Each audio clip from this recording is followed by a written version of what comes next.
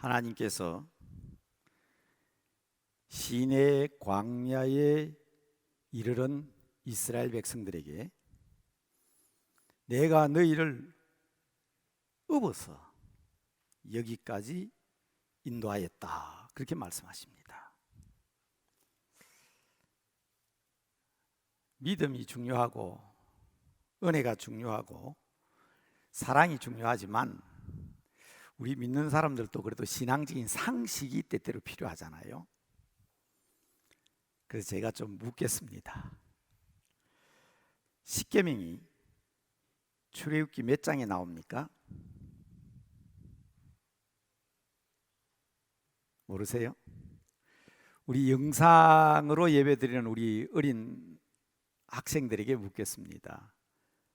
십계명 어디에 나온다고요? 지금 우리가 출애굽기 몇 장 읽었어요? 19장 읽었지요. 바로 20장에 나옵니다. 그러니까 오늘 본문 말씀에 보면 시내 광야에 이르렀다 이렇게 돼 있지요. 19장 1절입니다. 이스라엘 자손이 애굽 땅을 떠난 지 3개월 되던 날 시내 광야에 이르렀다. 그러면 시내산은 어디에 있겠어요? 바로 시내 광야 뒤편에 있는 거예요. 그래서 2절에 보면 그들이 르비딤을 떠나 시내 광야에 이르러 그 광야에 장막을 쳤는데 거기 산 앞에 장막을 쳤다, 그래 돼 있잖아요. 시내산 앞이에요. 그러니까 출애굽기 20장에 모세가 산에 올라가서 십계명을 받아오잖아요. 바로 그 시내 광야에 이르는 것입니다. 그때 3절에 보면 여호와께서 산에서 모세를 불렀다, 그렇게 돼 있잖아요. 그래서 하나님의 부름을 받고 시내산으로 올라갑니다. 그게 이제 우리 19장의 내용입니다. 요새 그 자동차를 저는 운전할 때마다 이렇게 곧잘 라디오를 트는데 방송국에서 이 퀴즈 같은 것을 내더라고요. 근데 그 퀴즈가 아주 우스운 것은 답을 다 가르쳐주고 질문을 하는 겁니다. 제가 비슷한 질문을 한번 해볼게요. 모세가 십계명을 받은 산 이름은 시내산이죠. 근데 그 다음 질문, 모세가 산에서 받은 계명이 뭐라고요? 답을 다 얘기해 놓고 하는 거예요. 제 생각에는 마치 남대문 교회 이름이 뭡니까? 하고 묻는 거하고 똑같은 것 같아요.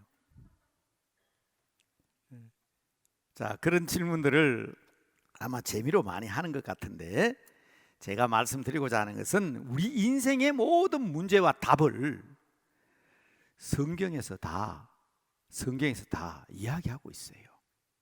성경에 다 나옵니다. 그래서 애타게 여러분들에게 강조하는 겁니다. 성경 읽읍시다. 성경과 가까이 합시다. 성경대로 삽시다. 한번 따라 하실까요? 말씀을 우리 안에, 원래 표우라고 말씀을 어디에? 말씀을 우리 안에. 이게 오늘 표 3개 중에 첫 번째 표입니다. 그래서 성경 통독하자 그러고 성경 읽자 그러고 성경 외우자고 그러는 겁니다. 우리 어린이 여러분들, 성경을 우리 안에 모시는 방법은 성경을 많이 읽는 거예요. 거기에 답이 다 있어요. 문제도 답도 거기 다 있어요. 그리고 성경을 외우고 성경과 가까이 하고. 표 2번째가 뭡니까? 따라합시다. 내가 아버지 안에, 내 안에 말씀이 있는 우리 성도들이 아버지의 품 안에 거하자. 교회는 예수님이 머리이시고 교회는 그 몸입니다. 우리가 아버지 안에 있는 것은 교회와 떨어지면 안 돼요. 교회와 멀어지면 안 돼요. 교회 중심의 신앙생활을 하자. 그게 2번째 표의 핵심입니다. 그리고 마지막에 그들도 하나님의 말씀을 알지 못하고 주님을 알지 못하는 그들까지도 우리 안에 들어오게 하자. 그래서 세 번째 표가 주보 1면에 나오죠. 예, 주보 1면에 나옵니다. 표가. 자, 세 번째까지 한번 따라합시다. 이왕 따라한 거니까. 그들도 우리 안에, 그들도 누구 안에 들어와야 된다고요? 우리 안에 들어와야 된다. 이게 올해 우리 교회에 거룩한 영광 회복하게 하소서 하는 주제의 세 가지 표입니다. 말씀드리고자 하는 것은 오늘 이 본문 말씀을 통해서 우리 인생의 문제, 우리들의 삶의 문제, 힘들고 어려운 문제에 대해서 어떻게, 어떤 방법으로 인도하시고 어떤 방법으로 해결해 주시나 하는 것을 너무 잘 설명하고 있어요. 자, 첫째로 기억하실 말씀은 서두에 말씀드렸습니다마는 4절 말씀이에요. 하나님께서 모세에게 이 시내 광야까지, 여기까지 내가 독수리 날개로 업어서 인도했다 그러잖아요. 오늘 설교 제목이 그렇게 돼 있지요. 독수리의 날개로, 독수리의 날개처럼. 여러분, 독수리는요 눈이 매우 밝습니다. 저 높은 창공에서 말이죠, 숲속 풀밭에 기어가는 쥐새끼까지 다 발견해요. 그게 독수리의 눈입니다. 그리고 그 쥐가 공중에서 독수리가 날면 숨잖아요. 그런데 아주 손살같이 아주 엄청 빠릅니다. 네. 아주 민첩합니다. 손살같이 날아서 이 쥐를 탁 다람쥐 같은 걸 낚아채 가는 거 보면 아주 기가 차요. 그리고 하늘로 올라가는 그 힘이 대단합니다. 그래서 우리가 찬송 부르잖아요. 주를 앙모하는 자 올라가 올라가, 뭐같이? 독수리같이. 하나님께서 스스로 자신을 독수리에 비유하시면서 내가 너희를 날개로 업어서 여기까지 인도했다. 자, 같이 한번 봅시다. 4절 말씀. 내가 애굽 사람에게 어떻게 행하였음과 내가 어떻게 독수리의 날개로 너희를 업어서 내게로 여기까지 인도하였음을 너희가 보았느니라. 아침에 출애굽하는 광경을 다 얘기할 수는 없지만, 자, 첫째는 홍해 바다 건넜잖아요. 그 사람의 힘으로는 건널 수 없는 겁니다. 홍해 바다를 가르시고 육지같이 건넜는데 그걸 하나님께서 뭐라고 표현했다고? 독수리 날개로 업어서 홍해 바다를 건너게 했다. 홍해 바다를 건너자마자 도착한 데가 마라입니다. 마라. 너무너무 목이 말랐어요. 웅덩이가 있었어요. 그런데 그 물은 쓴물이었습니다. 여러분, 우리 인생 삶이 늘 달콤한 그런 세상 속에서만 사는 것이 아닙니다.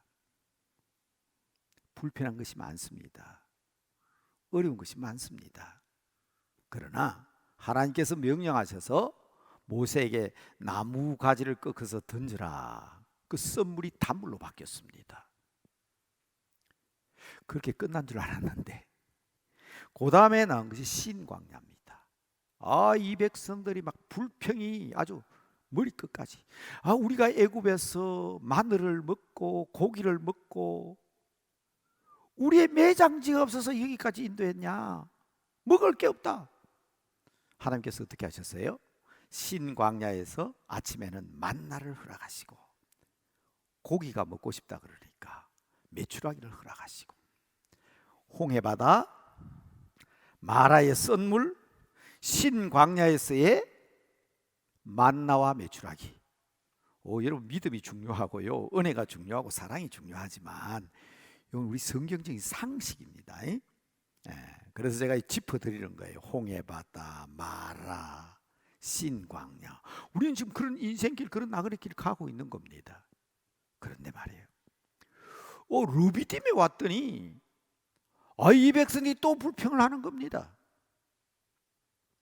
그래서 모세가 지팡이로 바위를 쳤습니다. 물이 쏟아져 나왔습니다. 자, 그렇게 행복했으면 좋겠는데 전쟁을 해야만 했습니다. 아말렉과의 전쟁이 있었습니다. 여러분 기억하시죠? 모세가 아침부터 저녁까지 손을 들고 아론과 훌이 양모에 받쳐들고, 그래서 르비딤에서 승리하면서 여호와 니시의 기사를 여러분 알고 있을 겁니다. 그렇게 인도함을 받아서 시내 강야까지 온 겁니다. 자, 다시 한번 짚어드릴까요? 우리 학생들이 부모님과 함께 영상 예배를 들으니까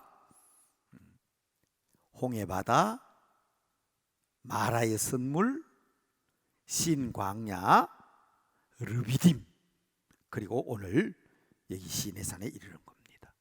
바다를 건너고 사막을 지나 어려운 난관을 극복하는 모든 과정을 하나님은 하늘을 나는 독수리의 날개로 설명하셨습니다. 오늘 우리들의 삶도 마찬가지입니다. 그 시대마다 또 우리의 생애의 순간순간마다 하나님은 우리에게 독수리 날개가 되셔서 우리를 업고 가신다. 그래서 다윗은 시편 103편에 보면 이렇게 고백합니다. 우리의 인생을 독수리같이 새롭게 하신다는 고백을 시편 103편 3절에서 5절 말씀에 보면, 그가 내 모든 죄악을 깨끗하게 사해 주시고 내 모든 병을 고쳐주시고. 여러분 특별히 이 환절기에 우리 교회 환자들이 많습니다. 여러분 우리의 기도를 통해서 치유함의 큰 역사가 있게 되기를 주님의 이름으로 축복합니다. 우리가 질병 없이 병 앓지 않고 살 수가 없어요.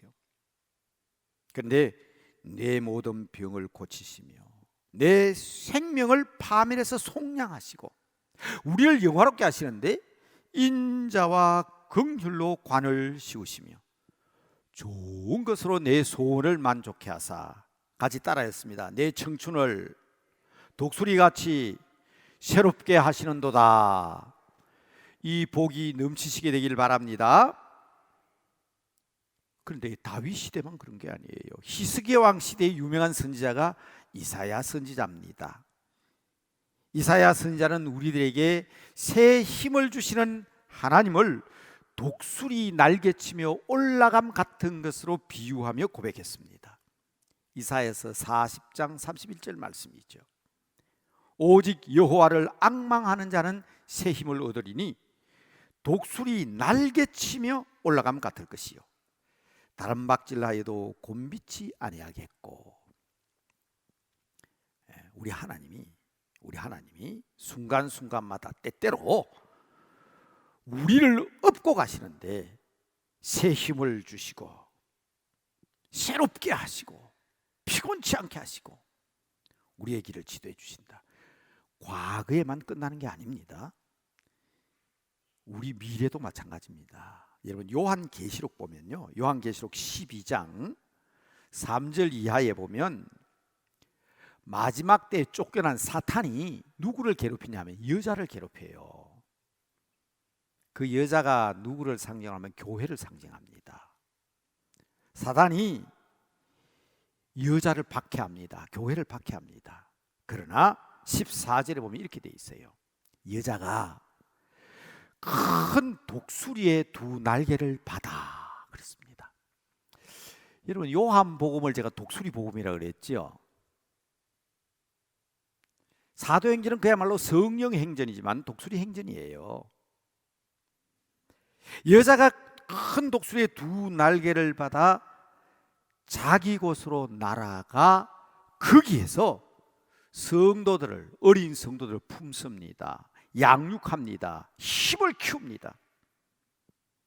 그래서 결국 사탄과 맞서게 되는데 교회의 권세, 교회의 권능이 사탄을 이기고 결국 승리하게 됩니다. 여러분 우리를 독수리의 날개로 업어주셨다는 이 첫 번째 개념을 여러분 분명히 아시고 그 능력, 그 날개에 의지할 뿐 아니라 감사함으로 말미암아 승리하는 여러분의 삶이 되시기를 바랍니다. 그런데 말입니다, 성경에는 독수리의 날개가 힘있게 날아올라서 우리를 업고 가는 능력만 있는 것이 아니고, 우리 찬송가에도 여러 번 나옵니다.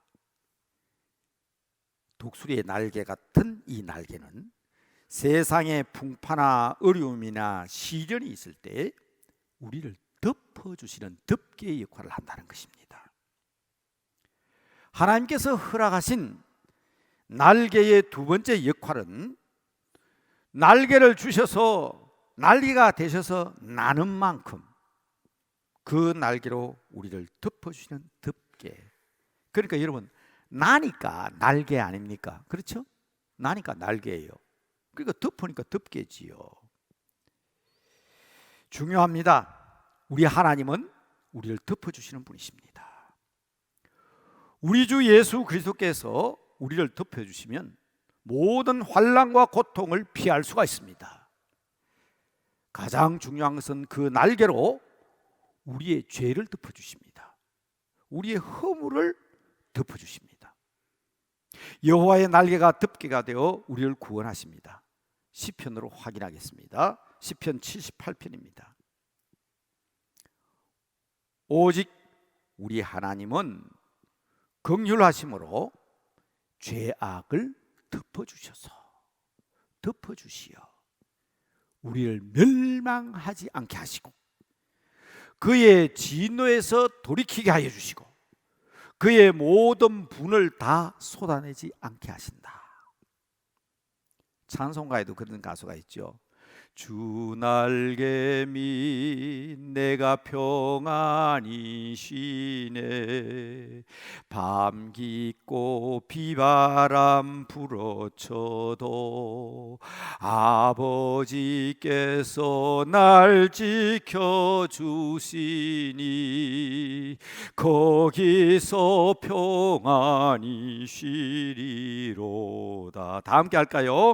주 날개 밑 평안하다 그 사랑 끊을 자니뇨 주 날개 밑 내쉬는 영혼 영원히 거기서 살리.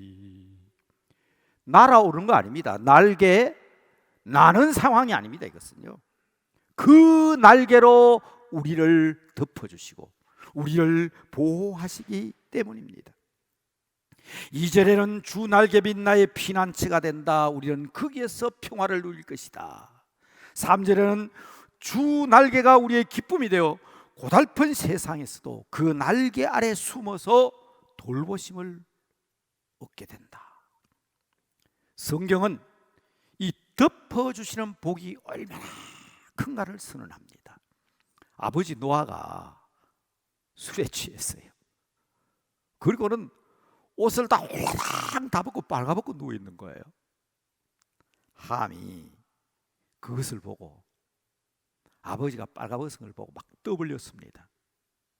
그런데 셈과 야벳은 덮었습니다. 아버지의 하체를 보지 않고 덮었다고. 누가 복을 받았어요? 우리의 허물과 죄가 많지만 덮어주는 사람에게 복이 있는 거예요. 우리의 죄를 덮어주시기 위해서 이 땅에 오셔서 십자가의 보혈의 피를 흘리신 거룩하신 그 사랑, 그 피가 우리의 죄를 가리워 주시고 우리의 허물을 덮어주셨습니다. 날기 때문에 날개인 것처럼 덮어주심으로 덮개가 되어주십니다. 우리 아버지 하나님은 이렇게 우리를 모든 환난과 어려움으로부터 피하도록 하기 위해서 덮어주십니다. 그런데 여러분, 더 놀라운 일이 있습니다. 오늘 자꾸 찬송가를 들면서 찬송가 388장에 보면 비바람이 칠 때와 물결 높이 일 때에 사랑 많은 우리 주, 그 다음 나를 품어주시네. 단순하게 덮어주는 정도가 아니라 품어주시는 겁니다. 껴안아 주십니다. 풍파가 지나가도록 나를 숨겨주시고 덮어주실 뿐 아니라 안식 있는 것으로 인도하여 주셔서 따뜻하게 품어주십니다. 여러분, 닭은 달걀을 20하루 동안 20일 동안 품고 있으면 그 달걀이 병아리가 됩니다. 새들이 그 알을 품으면 그 따뜻한 온기와 사랑으로 인해서 새 생명이 태어납니다. 여러분, 날개가 우리를 힘있게 우리를 업고 가는 역할도 하지만 세상의 모든 환난과 어려움을 덮어주는 역할도 하지만 우리에게 새로운 힘과 소망과 생명을 주는, 품어주는 역할을 감당합니다. 첫 번째로는 날개를 말씀드렸습니다. 두 번째로는 덮개를 말씀드렸습니다. 품어주니까 날개, 덮개, 이거를 뭐라고 해야 될까요?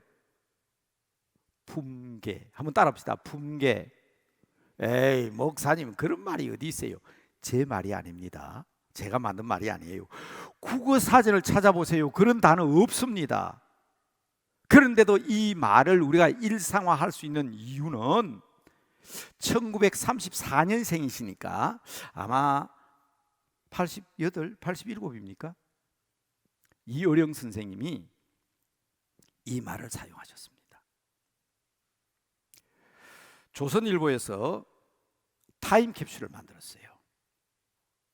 50년 후에 그 타임캡슐을 끄집어내기 위해서 아마 이어령 선생님에게 부탁을 했던가 봐요. 그래서 이어령 선생님이 50년 후에 청년들에게 편지를 썼어요. 50년 후에 젊은이들을 위해서. 그 편지에 나오는 단어가 바로 이 품계라는 단어입니다.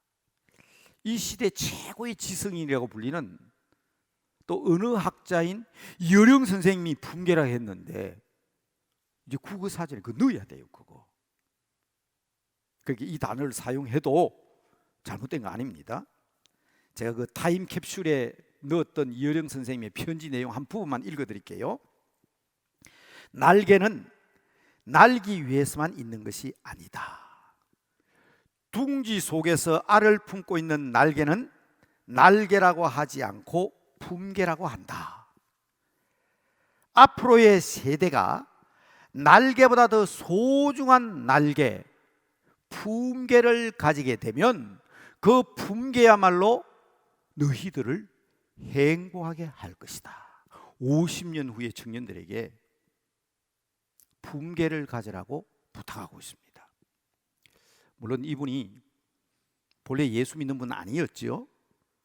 그런데 믿음을 가진 그 딸이 죽으면서 부탁한 것 때문에 신앙을 가지게 되었는데 대단한 성경적인 믿음과 간증으로 감동을 주시는 분이심을 여러분들 잘 아실 겁니다.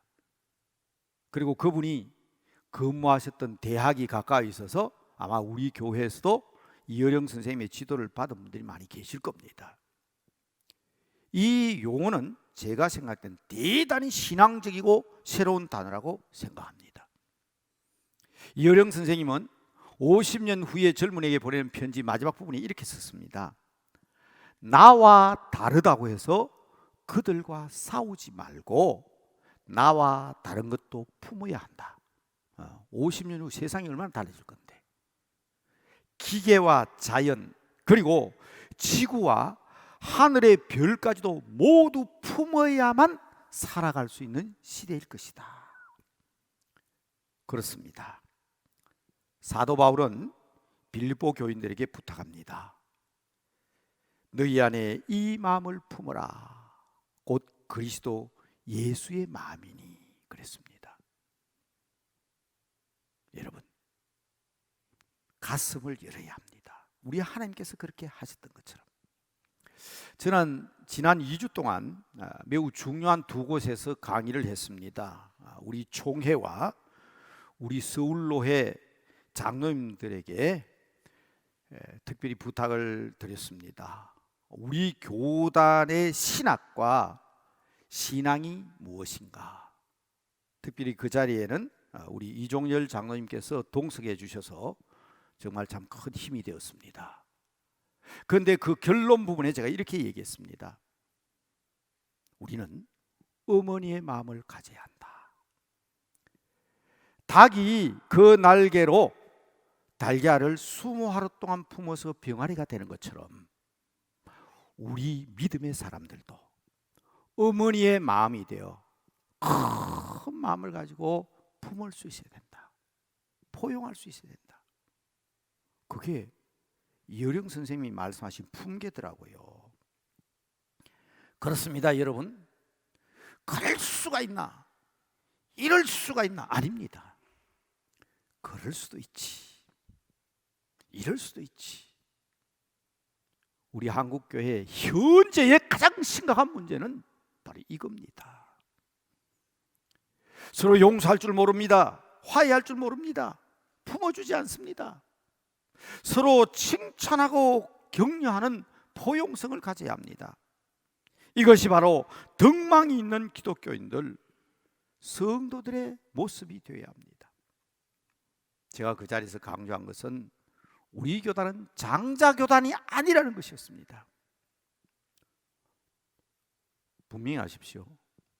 우리 교단은 장자교단 아닙니다. 무슨 대한예수교 장로의 통합측이 장자교단이라고. 장자교단 아닙니다. 어머니 교단입니다. 장자와 어머니는 다릅니다. 여러분 아시다시피 저는 안 믿는 가정에서 자랐습니다. 아버지가 일찍 돌아가셔서 저희 맏형은 아버지와 같은 분입니다. 참 마음이 넓어요. 저희 맏형 같은 분이 없어요. 22살에 결혼해가지고요 25살 되는데 제 공부시키려고 엄청 고생하시는데 그럼 그런 형님이 어디 있어요?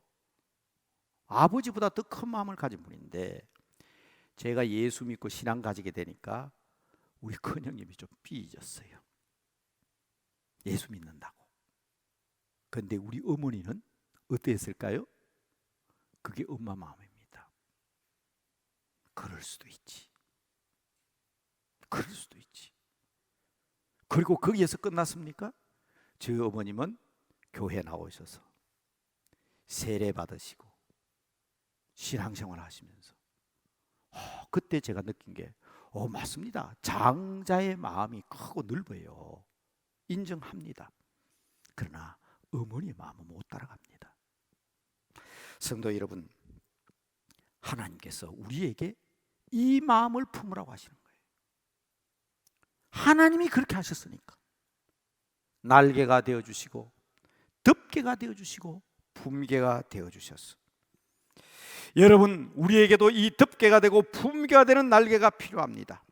주님이 그렇게 말씀하셨습니다. 십자가, 멍에, 그것이 바로 우리의 날개입니다. 우리 주님은 그 십자가로 우리를 여기까지 인도해 주셨고 그 십자가의 피로 우리의 죄를 덮어주셨고 그 십자가의 능력으로 우리를 품어주고 계십니다. 사순절, 이제 다음 주이면 고난주간인데 우리도 주님의 날개처럼 우리도 그 날개 그 멍에를 짊어지라고 주님께서 말씀하십니다. 오늘 우리 어린이들이 영상으로 같이 예배 드리니까 또 듣던 얘기지만 시간도 같지만 잠깐만 우리 어린이들을 위해서 한 가지 얘기만 더 하고 마칠게요. 하나님이 태초에 새를 만들 때 새 등에는 날개가 없었대요. 그러니까 이 약한 다리로 기어다니니까 사나운 짐승이 오면 도망갈 수가 없는 거예요. 그래서 새들이 모여가지고 회의를 했습니다. 이거 하나님 앞에 항의하러 가자. 우리에게는 왜 이 약한 다리 두 개밖에 주지 않나? 이 두 개가 어떻게 사냐? 그래서 찾아갔습니다. 하나님이 다 들으시더니 그래. 그러고는 등에다가 멍에를 하나 탁 갖다 덮어주는 거예요. 혹 때려갔다가 혹 붙인 게. 새들이 막 불평을 합니다. 하나님 이럴 수가 있습니까? 우리가 다리도 약한데 등에다가 이 무거운 멍에를 씌워주시다니. 막상 살아온 짐승이 쫓아오니까 새들이 약한 다리로 막 도망을 가는데 몸이 가벼워. 하늘에 날고 있었습니다. 하나님께서 덮어주신 그 멍에는 새들의 날개였다 하는 이야기입니다. 사랑하는 성도 여러분, 그리고 어린이 여러분, 우리 청소년 여러분, 십자가는 무거운 것이 아닙니다. 단순한 멍에가 아닙니다. 우리에게는 날개요, 덮개요, 품개입니다. 그래서 우리 예수님께서는 마태복음 11장 28절에서 이렇게 말씀하셨습니다. 수고하고 무거운 짐진 자들아 다 내게로 나와라. 내가 너희를 쉬게 하리라. 나는 마음이 온유하고 겸손하니 나의 멍에를 메고 내게 배우라. 그리하면 너희 마음에 쉼을 얻으리니. 마지막 30절. 자, 오늘 요거 하나는 외우고 끝냅시다. 한번 따라합시다. 내 멍에는 쉽고 내 짐은 가벼움이니라. 이 30절입니다. 이는 내 멍에는 쉽고 내 짐은 가벼움이니라. 마태복음 11장 30절 말씀입니다. 우리가 예수 믿고 하나님을 섬기고 불편하고 어려운 것처럼 보이지만 그것이 바로 새의 날개와 같다. 우리의 날개, 우리의 덮개, 우리의 품개는 바로 십자가이다. 오늘은 화면에 기도 제목이 뜨지 않습니다. 방금 읽어드린 마태복음 11장 28절에서 30절 말씀이 화면에 뜹니다. 잠깐 이 말씀 묵상하면서 기도하겠습니다. 다 같이 말씀과 함께 기도하겠습니다.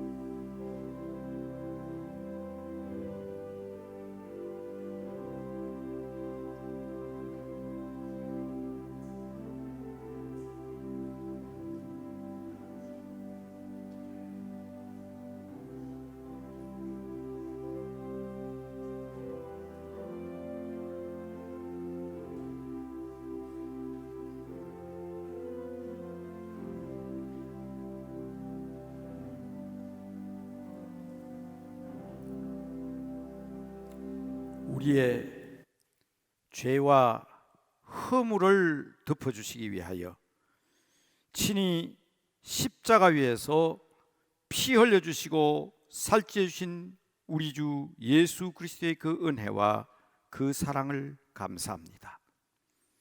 언제나 우리 주님 주신 멍에 그 거룩하신 십자가를 생각하며 주의 뜻을 이루어가는 주의 백성 되기에 부족함이 없는 저희들 되게 하옵소서.